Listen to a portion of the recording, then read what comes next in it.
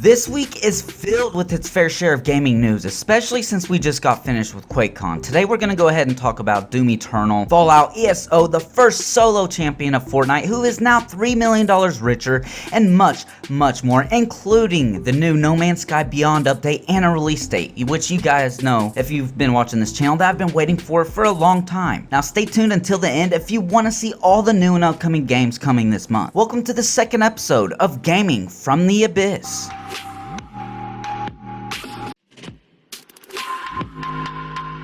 Okay, so let's go ahead and get Quakecon out of the way and discuss some of the things that it brought to the table. First, we're going to take a look at Doom Eternal. And the first thing I gotta say, it looks great graphically. It's a bigger and better version of Doom and plays just as you would expect it would. Fast-paced, gory, and just simply insanely fun. Better yet, the original Doom 1, 2, and 3 are now available on PS4, Xbox One, and it's also on the Switch as well. I'll definitely be picking them up at some point. It is the game that got me into the genre to begin with.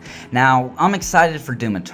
It just looks incredible. They also talked a bit about the new multiplayer mode, Battle Mode, which is a very strange name for a mode in my opinion, but it's a 2v1 strategy based mode. You'll have like 5 demon characters to choose from, and the match type actually places 2 demon characters against the Slayer, which is pretty decent idea though. If you saw my coverage of this before, I think it should be more game modes with more players, which they probably will add if people like this mode. There isn't much else that needs to be said about Doom. You guys, if you know what Doom is, it's gonna be the same, but just better and bigger. Now let's go ahead and move on and talk about Fallout 76 and the new updates we got with it. Now this was a tough audience this year. They barely made any noises, any reactions during this, but they made some, of course, and anytime they showed a clip they all clapped, but it seemed very awkward to be honest. But this doesn't take away from all the news regarding Fallout 76. Some really awesome things are coming. The first being a new map for Nuclear Winter, the Battle Royale modes. This specifically is going to take place in Morgantown and the Vault-Tec University. And since this area has so many vertical locations, it should spice up the gameplay in more ways than you'd actually think. This will also bring in new mutations, AI enemies such as the Griffin monster, and weapons, and much more, and I just can't wait for this new map. The new vaults are coming soon. They will be similar to dungeons that you see in other online games. I'm really excited for these new vaults. They will bring a heap of new items, and this will add to the already huge list of content that exists within the game. We will get Vault 94 first, and more will follow after a while. Of course, we have the Wastelander update coming this fall, and it will be free for all existing players, of course. Now, what they have discussed about it actually sounds very exciting. The NPCs that they talked about won't be in certain areas. The entire world will be filled with the human NPC characters, and the more I hear about it, the more I'm hyped up. The more I see this new conversation wheel, I get excited. This is the perfect conversation style to have, and I like how they're going with it. I'll have a link in the description if you want to learn more about this new update, which goes for everything I talk about from here on out. The final presentation I want to touch on is the Elder Scrolls Online presentation, and wow, this was poorly done and executed. It was bad. It was very awkward. It was worse than the Fallout 76 presentation before it. Here, no one really made any noises except after they showed some clips. People clapped after that, but really other than that, other than one girl screaming, there weren't any fans in the audience, I don't believe, because everything was just quiet the entire time. Every time they made a bad joke, they tried to make up for it with another bad joke, and it just came off very awkward. You could feel the awkward vibes in the room, so it's not really worth talking about because they just talked about the past updates and nothing that's really coming in the future. Esports is probably bigger than most of you guys think it is. Just a couple days ago, we actually saw the first Fortnite solo championship. We saw a young teen, well, I say a young teen, I think he's like 16. His name's Buga on his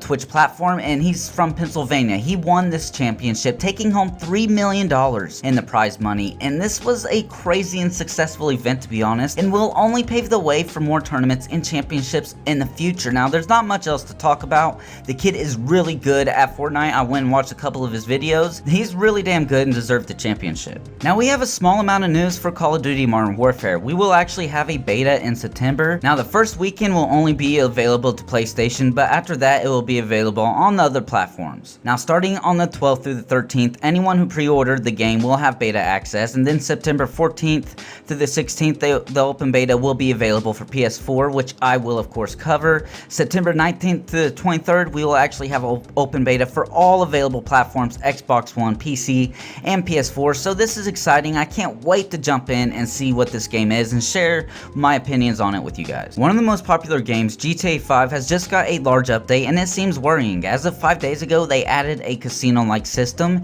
and the biggest worry and problems players have with this is of course the microtransactions that come with it. And not only that, since there is an in-game gambling system, a lot of countries don't have access to this update because gambling's banned in many other countries. If you're interested in jumping back into Borderlands or would like some incentive to start playing again, well, Borderlands official Twitter has been tweeting out many golden key codes for the golden chests in game. This, if you didn't know, will actually give you a chance at finding some of the good items. I'll have a link below to help you find all the codes you need. I'm personally going to be jumping back into the VR version. I may even do a brief review on it. If you haven't set sail and Sea of Thieves in a while, well, you may want to rethink that and jump back in. There's been some major changes, including a new PvP arena, fishing, cooking, quality of life fixes, and much more. However, what players are really excited for, including myself, is the new pet system. Well, I have some good news regarding this system, and bad. Good news is that we will be getting this update fairly soon. As of next week, it will be tested by specific players,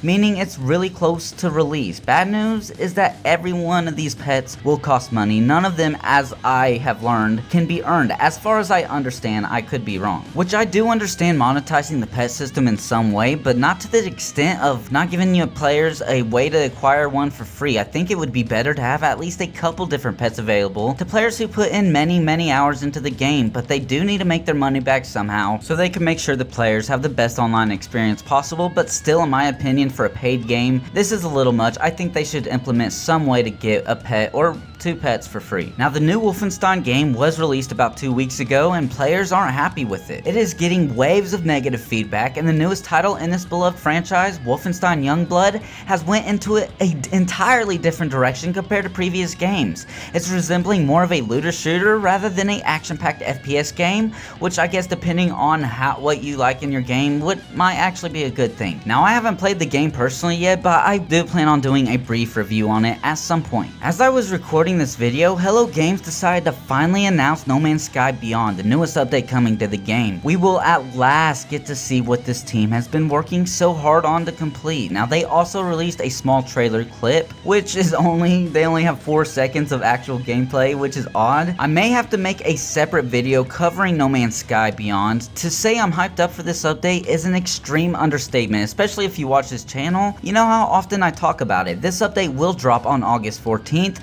which is less than 2 weeks away. And remember, if you're already on the game, you can jump on Beyond for free, completely free. And I can't wait to cover more of this gigantic update, this VR version, being able to play this game in VR, the actual game, nothing's cut out. You get to play the full game in VR, and that's just going to be incredible. Now, the first news video of every month, I'm going to make an end section all about the new upcoming games that's coming out that month. So let's get into it. First, we got Ononaki, a hack and slash game with a little Dark Souls inspiration behind it and a beautifully unique art style. I'm very interested in this one. Rebel Galaxy Outlaw comes out August 13th. This is a sequel of sorts to the original Rebel Galaxy. It's a space simulation game that's filled with fun combat, exploration, and much more. Age of Wonders Planetfall is a game coming out for PS4, Xbox One, and PC on August 6th. Now, this is a turn-based strategy game. It's the 5th installment in the franchise. It takes place in some sci-fi setting and just looks like a lot of fun. I haven't played the previous games, but I may end up checking this one out. Then we have Blair Witch. I've been waiting for this game. It's a horror game based off the very popular found footage movie,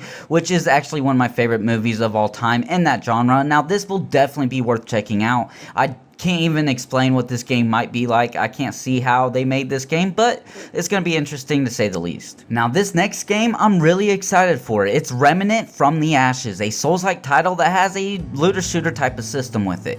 Now, it also has very unique character designs, and I will be covering this title on August 20th when it releases for PS4, Xbox One, and Windows PC. And if you are a Souls fan, if you're watching this video and you love Dark Souls, I recommend keeping an eye on this one. Ancestor Zaster's The Humankind Odyssey is a very weird and odd game. It's made by the same people behind Assassin's Creed, and it's actually about evolution as you play a monkey who slowly evolves over time until you eventually turn into a caveman of sorts. Now this game has an interesting premise, it's unique, this does look good, the graphics look great, I might actually play this. Now for all the WoW fans out there, WoW Classic is coming out, which if you're a WoW fan you obviously know this. Now players couldn't be more excited. It's obviously only for PC and will release on August 27th. For all the Switch fans out there, you may want to pay attention to Astral Chains. This game has a heavy-hitting dev team from a designer on Nier Automata, which is a fantastic hack and slash game, and actually has the creator of Devil May Cry and the Bayonetta series behind them. Now this is a Switch exclusive, but it will release on August 30th. Now this game does look great. It looks fantastic, and with this dev team behind it, I have high hopes for it. Now this is a game I've talked about a couple times in a couple videos. This is a very unique game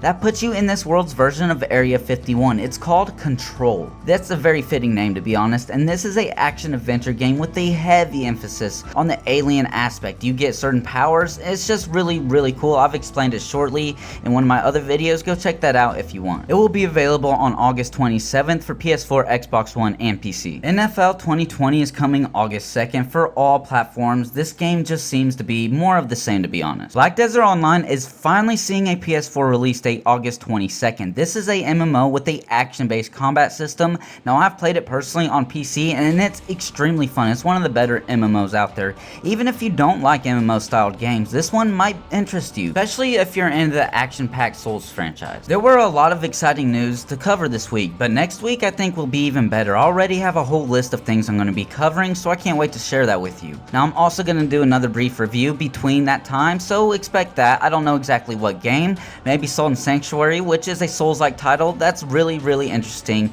and fun, and people really don't know about it, so I might end up actually making that my next video. Thank you so much if you made it this far. I really hope you enjoy. I hope some of the games and updates I gave you about all the games were helpful in some way. Now if you want to go above and beyond to support my channel, be sure to hit my Zasterr link down in the description below and watch the short ad. This will provide me with very little ad revenue to help me just save up so I can end up buying a better PC so I can post videos more often. I have a shitty PC, so that would be nice. I would greatly appreciate it, and of course it's not necessary. Thank you so much for watching this video. I'll see you guys in the next one, which will most likely be a brief review like we discussed. I'll talk to you guys later.